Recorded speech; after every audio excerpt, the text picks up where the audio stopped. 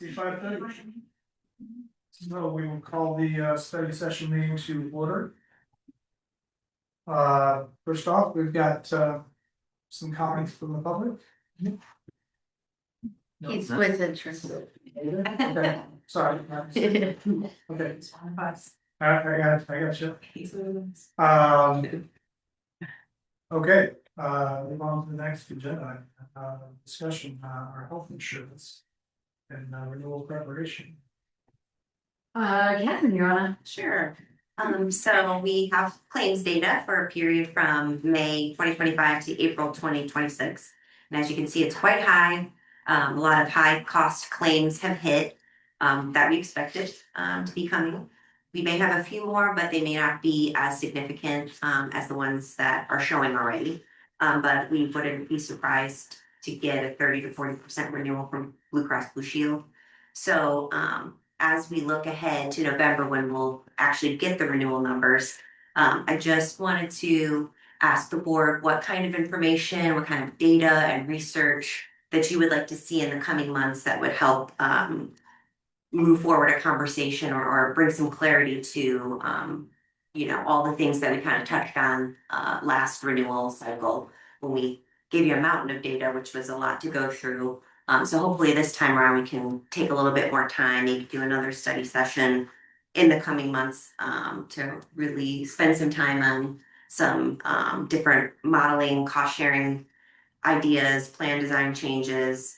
One thing I'll say is we budgeted for a 15% increase in healthcare costs.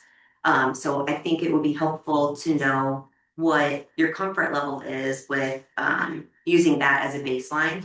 If we got like a 40% renewal and we presented some cost sharing options, plan design changes, different initiatives that we haven't used before to get us to that 15%.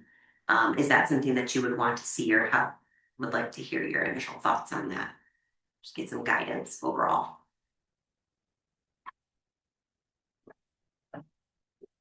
Has everyone had time to look through all the materials and review appropriately? Okay, thoughts, more information that we'd like to see? Oh, okay. I looked at the information and get his amount of statistics, etc. And so we're going to need obviously ways to pare those numbers down, meaning ideas to lower the experience ratio or get a handle on that. The other question I have is how many companies are we going to request bids from? Are we just, Yeah, as many, I mean, we'll look at United Healthcare. Do you think Aetna would be an option this year, Leah? Stand up. Oh, People can see right. yeah, sure. Yeah, here, I'll just stand right here, that way if people have questions, I can actually see what I'm talking to. So, yeah, I mean, the market here in Champaign-Urbana, we're looking at Aetna, United Healthcare, Cigna. Then you also have Blue Cross Blue Shield. If we're looking at fully insured plans, which is what we've done in the past, those are our options.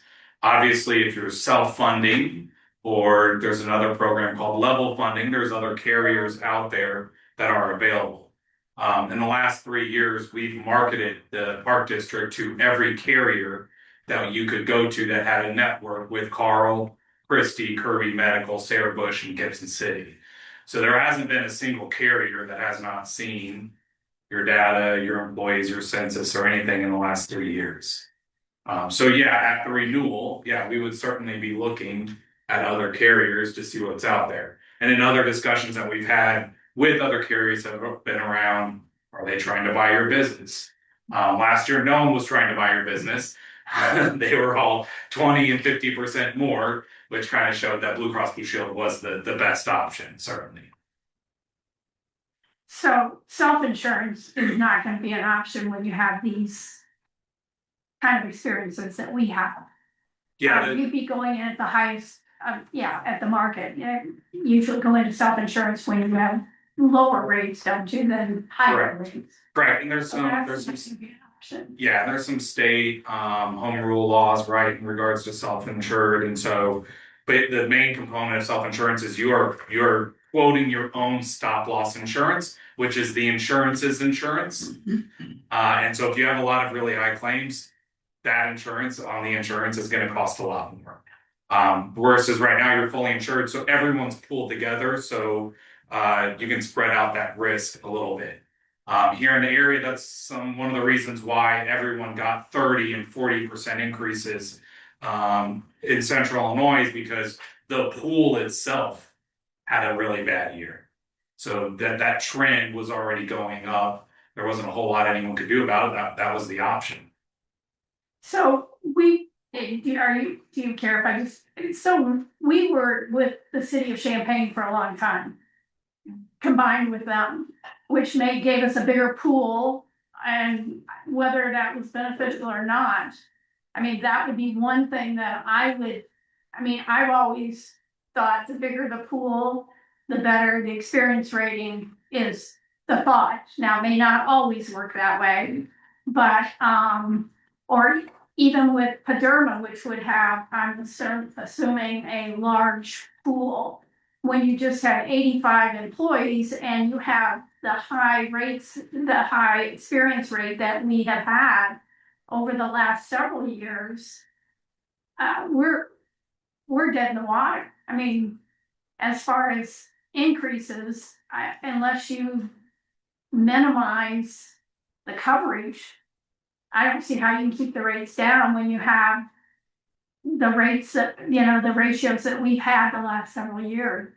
Yeah, so the city was about, when we moved, separated from the city, it was about 15 to 20% more than breaking off on your own. And then there was a slight, maybe 0.5% increase to move to Blue Cross Blue Shield on the second year, which would have been 2025. And then this year there was about the 10% increase. And so there have been some savings breaking off. The city or any other organization is not going to be they're going to be hit with trend increases just like anyone. Medical trend in the area has been 8%, pharmacy trend is 12%. So they're going to be subject to those same things. But you're right in terms of a pool. And that is the hard part for all organizations and employers going forward. And that's why some of the mechanisms or levers that can be pulled at renewal to take a 30% or 40% increase down to 15 are things like the cost sharing. What do you want to have employees pay? What level of benefits do you want to offer employees? Do you want to explore health reimbursement arrangements, which is where you reimburse the employees for medical expenses? And that's where you'll see organizations have a really high deductible to save on the premium, and then you're just going to reimburse if somebody has a high claim. All those are little levers that can get pulled to get from 30 to 15% or 30 to 10%. The hard part is Catherine didn't want to be in a position where we get to November and we say, here it is, and everyone's in the same position of, wait, what is that? Why are we doing it? What's this mean? And so I think that was the goal, was to try to answer questions, but then also make sure there was some opportunity for you guys to see, what does an HRA look like? What's the premium savings? What's the actual benefit to the employee, or the reduction of a benefit to the employee? When I did my research on an HRA too, there's another option where you just give the employee an amount of money and they get their own insurance. That would be an ICRA, yes. And so those are becoming more popular. The problem that we have in central Illinois is the individual rates are about 20 to 30% more than the normal small group rates. There is a possibility that it could be close to competitive. The other component is that you have to maintain, as a large employer, the affordability rule. So the employer contribution still has to meet the affordability. That in particular is really tough for employees that are 60 years old, and the age rate that they have access to through the ICRA at $1,500. it's really nice for a 25-year-old, but those, so there are some complications with it. And the hard part is that the individual market, there's only one carrier right now, and that's Blue Cross Blue Shield. One thing that would be beneficial, I think, for me would be to see, and I don't need the name of the employees, but the age group of the employees, and then I'd also like to see years of service. Because that comes into play with some of the benefits that are provided. So I'd like to see those, I would like to see those two reports. I don't know if they'd be helpful to anybody else, but then you can see this spread across the age spread across the employee group. Are you talking about just getting what the average age is? No, I'd like to see actually what it is. You got 5 people at 25 and 6 people at this age and this age, and because from my experience, health insurance for a 20-year-old is not a real great, but they don't really care about the benefit that much because they don't think they'll ever get sick. But for a 60 or 65-year-old, it's a really good benefit. So it'd just be nice to see, Sure. what the dynamics are of our employee group. Easy. And we run the numbers, increasing the deductible with the participation on the backside with the park district. In other words, if you raise the deductible 5,000 or 7,500 or whatever that number may be, and then knowing that park district will reimburse, X number of those dollars, so that the premium goes down, obviously, and then we have to, if you gear it off of what the experience ratio was this year, is there any benefit to the park district? Because we would have X number of dollars that we would be funding a portion of that deductible. Yeah, we can model different HRA scenarios because we can design our HRA in different ways too, so. But to me, I don't see where, when we had our discussion about the health insurance, I think one of the issues I thought for Tyler as well as for me is that I think it's highly unusual to pay 100% of the premium. And so I think that for me, I would be looking at a cost sharing there, but if you add an HRA, then you're just re-upping the employer's cost by reimbursing them. So, to Right, me. but I'm modifying it to try to see where that goes. Okay, yeah. But I guess does that seem like, doesn't it seem like if you add an HRA, then you're just adding back in that expense again? Yeah, but it could be, but it goes Yeah. back to your breakdown of how many are in the 50 to 65 year age bracket. Yeah. The problem we run into that, those are nice numbers to have, but we're not going to change our employee base. So for informational purposes, it's wonderful, but No, it'll help you going forward though, knowing that as more people age in, it's going to get. yes, so you can budget for Yeah. them in future years, knowing what that breakdown is, but for an individual year's policy, it's not gonna matter up front. I also would be interested, because it's hard to tell from my vantage point, how rich these programs are in comparison to what is being offered. And while I appreciate that we got this list of, all these people who, I believe when we're looking at health insurance, I'm more interested in this market. I'm not so interested in what the suburbs of Chicago are doing, because I don't think we're gonna lose many people to the suburbs of Chicago because of our health insurance. So I'd be more interested in, what is a, are our plans rich plans? And I don't have any comparison because the government's paying for mine right now, so for the most part. I'll go undercover. I assume we know what the city is doing and what Bresnan Park District is doing, at least the companies that they're involved with. But you're still competing with like UC Banks and those. I know, Yeah, if other governmental entities have different providers, Mhm. it would be nice to at least be able to find those out and see if we can touch base with them and get a quote, et cetera, et cetera. Yeah, But, so we're competing with the university, every other government entity, so. yeah, so the carriers that are being used right now are essentially Blue Cross Blue Shield, Aetna, and Cigna. In terms of any large employers. What about the university? Don't they have, They have an HMO plan that's a little bit different, but for the most part, Blue Cross Blue Shield and Aetna are the Those are primary ones- carriers being used. was Aetna the one they switched to not long ago? And it's been offered for a number of years now. Blue Cross Blue Shield has two, then Health Alliance is gone. There's a kind of a self-funded HMO plan that's going on. Okay. The dialogue on an HRA, we're more than glad to kind of we'll provide some different samples on that.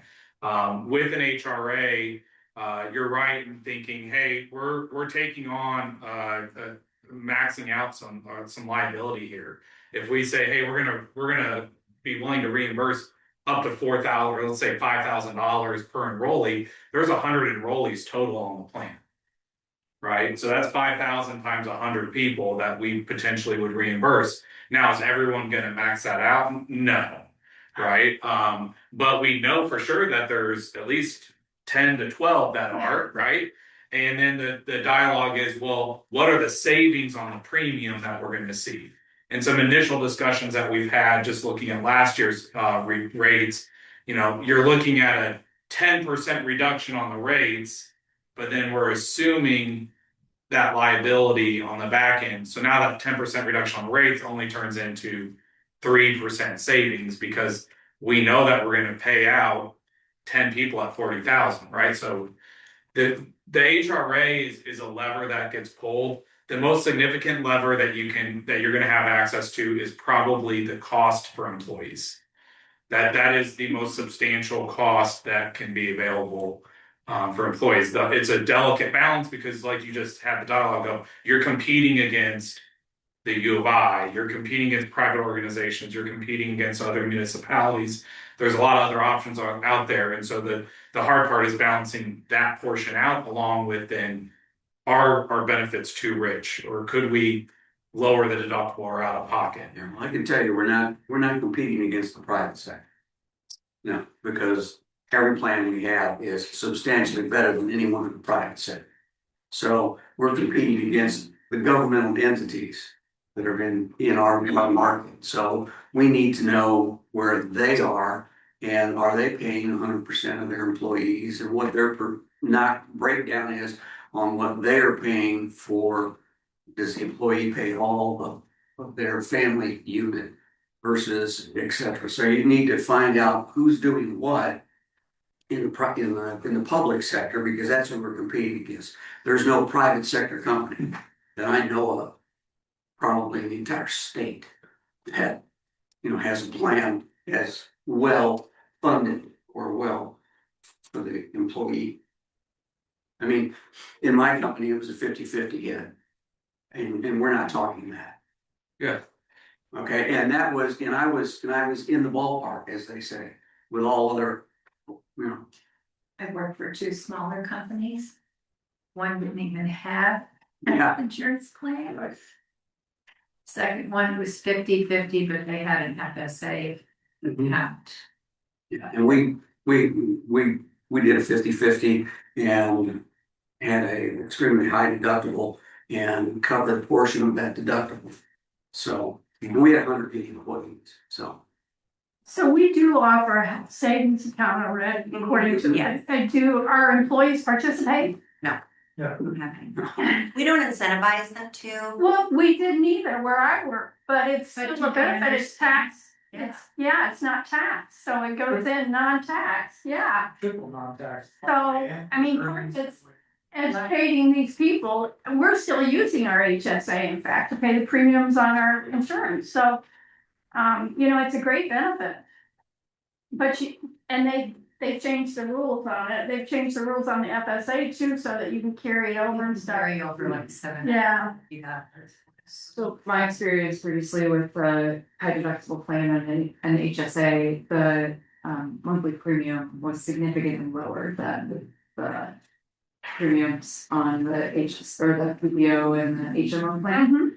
And our of an option. I think one of the reasons we haven't had more employees take it up is that the premium cost is just, it's similar to the HMO and PPO, so there isn't a huge incentive to. But that's not what it's for, it's to pay for your expenses, so that. Oh, I see what you're saying, okay. So why is So it lower? you're paying the premium, you're paying your monthly premium. No, we're paying your premium. Some employees are paying a Okay. monthly premium. And then they have to meet their deductible before insurance kicks in. So then they're paying more. To go to their primary care doctor or something like that. So somebody on an HSA plan is gonna get billed $300 and versus somebody on the gold plan who's gonna get just a copay. So people don't see the benefit of that right away because they're like, well, I could just spend nothing, on premiums and only get a $25 copay for the same service. I understand the benefit completely, and we want to continue to educate and offer and promote that. It may incentivize people to take advantage of that if we share some of that or pay for that. You increase Contribute some to the. Yeah. You increase the deductible, it would be an incentive. For But if it's, they take it out of there and they're not taxed on it, why would we contribute money to the HSA? It's a benefit to the employee. So the dialogue that we've had in the past behind doors is that the premium is savings to the park district is about $100 a month. By contributing to the employees $50 a month, they're now getting $600 for the year to help them out. Their out-of-pocket exposure goes from $2,500 to $1,900. And looking at the families and the spouses and the children's, or even in a 25 or 30-year-old that's young, healthy, single, for me to get $600, I'm now incentivized to do that HSA plan. The employer saves money and the employee feels like they have something to take care of. The other thing with an HSA is there's no copays. So if you go to Carl for convenient care, you're going to be charged a facility fee. Plus it'll cost you on Blue Cross Blue Shield about $98 to go into urgent care. So not only are you paying that $98 to go in, but you're paying the facility fee. So one convenient care visit could be $350 on an HSA plan. You go into Christie Clinic, it could be $89 up to $157. And that's speaking from personal experience as somebody that has an HSA plan and has children. So that $600 can go pretty quickly for the employee. Now you're right on the tax advantages. The primary thing that we're seeing employers do though with HSA plans is exactly what's being discussed right now, which is if we contribute just a little bit to the employees to incentivize them to go, every employee that moves over to that plan, they now have only a $1,900 out-of-pocket maximum because we've given them $600. We save $50 out of the premium, and the employee saw as a really good plan. The employee then can take advantage of the tax savings, and it becomes more of a win-win-win for everyone involved. We're seeing it at school districts. Muhammad School District just did it. We're seeing it at universities. We're seeing it at private businesses. We probably have 25 local businesses that are now doing it that way to take advantage of the premium savings and to help employees with the cost of actually using the medical insurance then, because it can be substantial out of their paycheck or out of their actual pocket.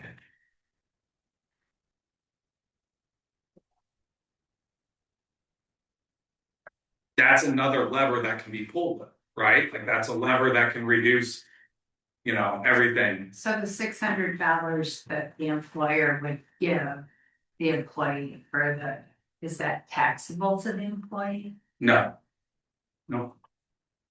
It's considered it's a pre-tax benefit. So then our next question would be, does that go into their IMRF? Do they get? Not taxable wages, so It's not taxable wages, so it doesn't count toward IMRF. We would need to confirm that. The nice thing in terms of recruiting, an employee, if I'm 26 years old, I'm getting my first insurance plan. And for the next 4 years, I know I'm gonna get $600 a year and I only go to convenient care once a year. I don't even go outside of maybe I go to my primary care doctor, right? Now I have a collection of, I have some money that I can have set aside. They get to keep it. There's no giving it back to the employer. That is their money.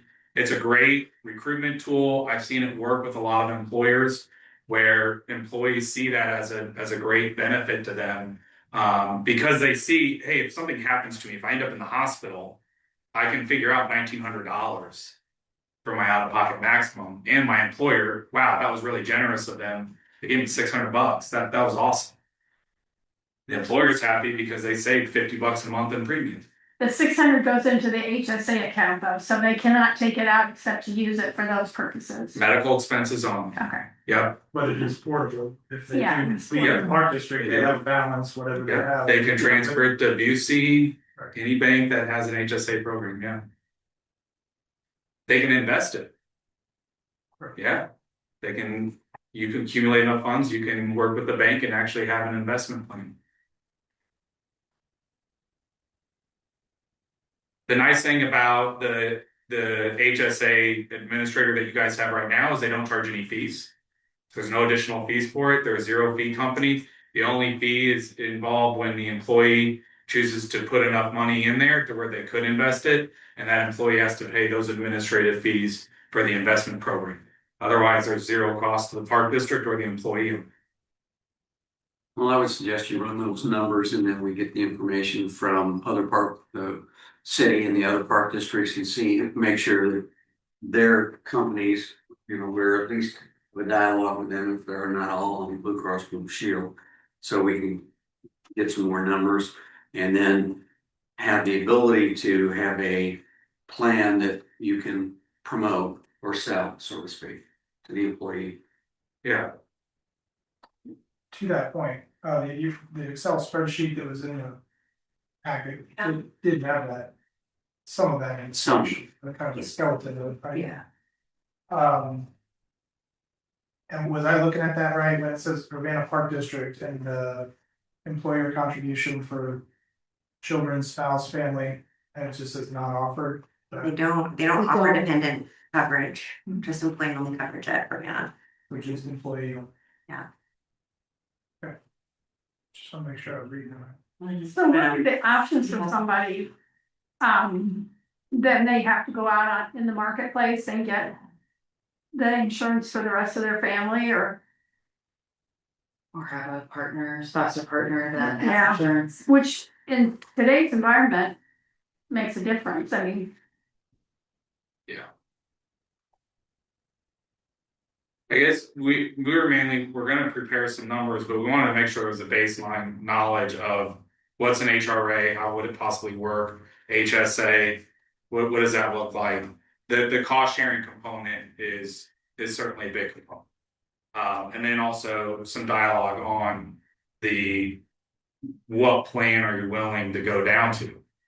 Right? Like, do we look at a $0 deductible and say we can't do that anymore? It's gotta be, the best plan should be 1,000. Our gold plan should be 2,000. Yeah, I know we've all had some different, it sounds like different experiences and what's been offered at different employers and stuff. But yeah, we have access to local plans and our agency has access to Illinois and Indiana municipalities and public administrative clients that we can run data on and give you guys some ideas of where they're at. again, government is good, but we're competing with the public sector as well. So, we have to have a mix of both of those as far as I'm concerned, if you can gather that Yeah. data from the public. One of the things that's important to me when I look at, because the budget, it's the responsibility of the board to approve the budget is, what percentage of benefits to salaries? When I was working, it was a 25% was what our target was supposed to be, somewhere in the range of 25%. Fringe benefits to salaries. It may have gone up a little bit, but to me, that's one of the numbers I'm looking at is, how much of our benefits, what percentage of our salaries are we paying out in benefits? And it has been going up, over time, so, that's a benchmark that I will be looking at.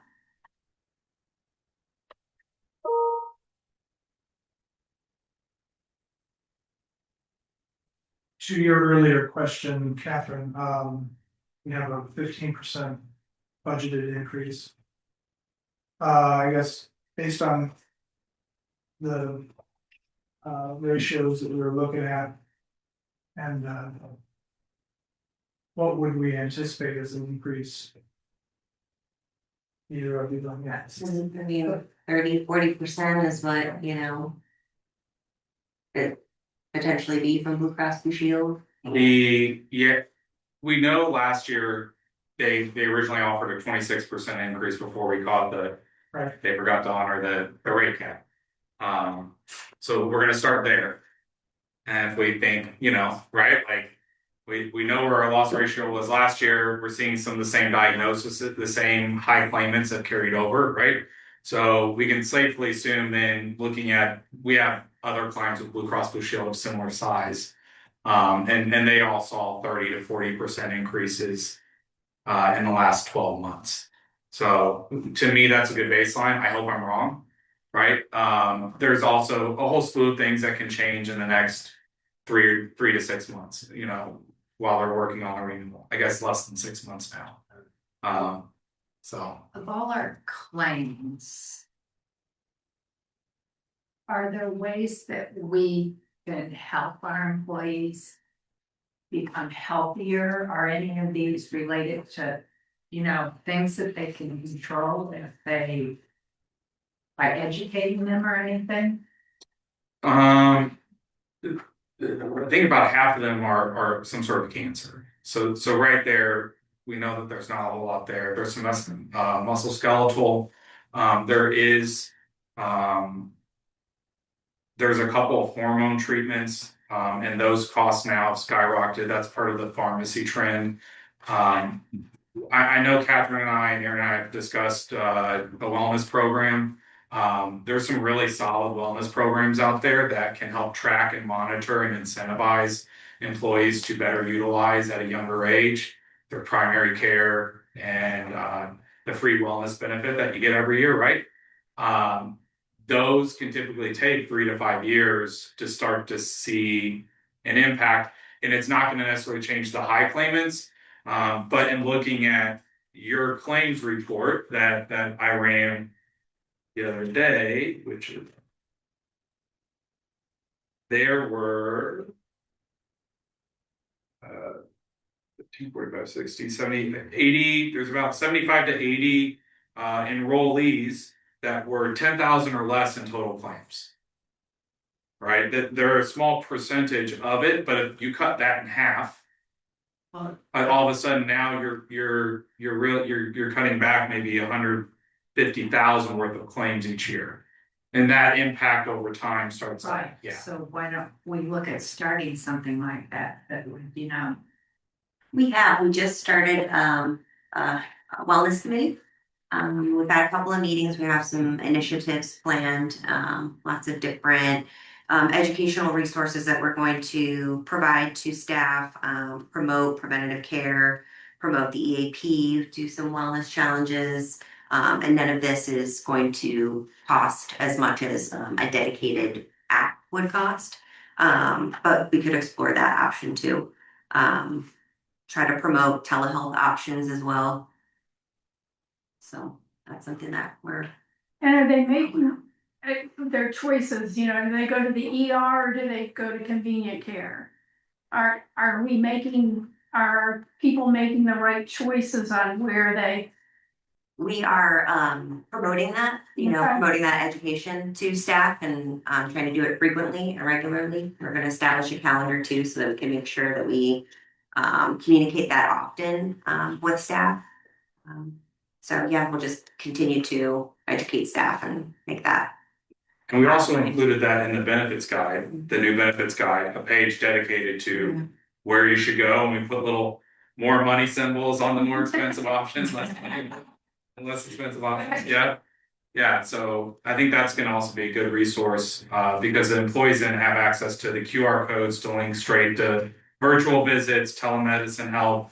Those have lower claims, they have easier access through that benefits guide because of the QR codes and links. Do we see our employees utilizing the emergency room outside of emergencies?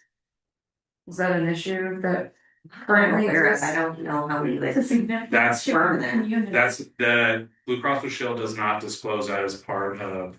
Okay. I would imagine Yeah. some do because takes a long time to get in these after. Not heard anything from staff. Again, we're trying to educate them and make sure that they're understanding the best place to get care. I mean, we would want them to go to the emergency room if they needed to. We certainly wouldn't want to ever advise them to avoid that, so. And we're making sure that anything happens on the job goes to. Oh, yes, they're completely separate. So, yeah, I mean, and none of these sure, claims have to do with workers' because comp. sometimes. Like that, yeah. Okay. And the medical carrier will be the first one to subrogate against that for sure. They Yeah, they always ask. Yeah. They'll find it. They always ask. When you do the comparative sheet again, would you put the park district in as a column, Sure. the first column maybe? Yes. As far as I'm concerned, you take the MTD out. We all know their benefits are way high. But that's up to everybody else, but if we could have the park district in there, it'd be nice to see the comparison for us then. Sure. Maybe freeze that column too. Yeah. So- Oh, yeah, that'd be Right. great, finding how to do it. Well, I mean, Yeah, we- no, if I don't know how to do it, once you do it. Oh, it should stay. It should stay, okay. Any other items? Okay, no more Jets Pizza, it's apples. Apple. Whenever we talk about health insurance, we have to. Fries with biscuits is great. Okay, Thank you for thank all you. you're doing, and I'm glad we're looking at this ahead of time. I appreciate everyone, being proactive. Next item, is, executive session, board will convene into executive session under the Illinois Open Meetings Act, specifically, CS 120.2.1 for the discussion of the appointment, employment, compensation, discipline, performance, or dismissal of specific employees of the public body or legal counsel for the public, and section 11, litigation when an action against affecting or on behalf of the particular public body has been filed and is pending before a court or administrative tribunal, or when the public body finds that an action is probable or imminent, in which case the basis for the finding shall be supported and entered into the minutes of the closed meeting. Can I get a motion to? So moved. Second. Okay, roll call vote to go into. Commissioner Cool, Yes. Commissioner Hayes. Yes. Commissioner Solon, Yes. Commissioner Summers. Yes. Motion passes 4-0. We'll take a little break.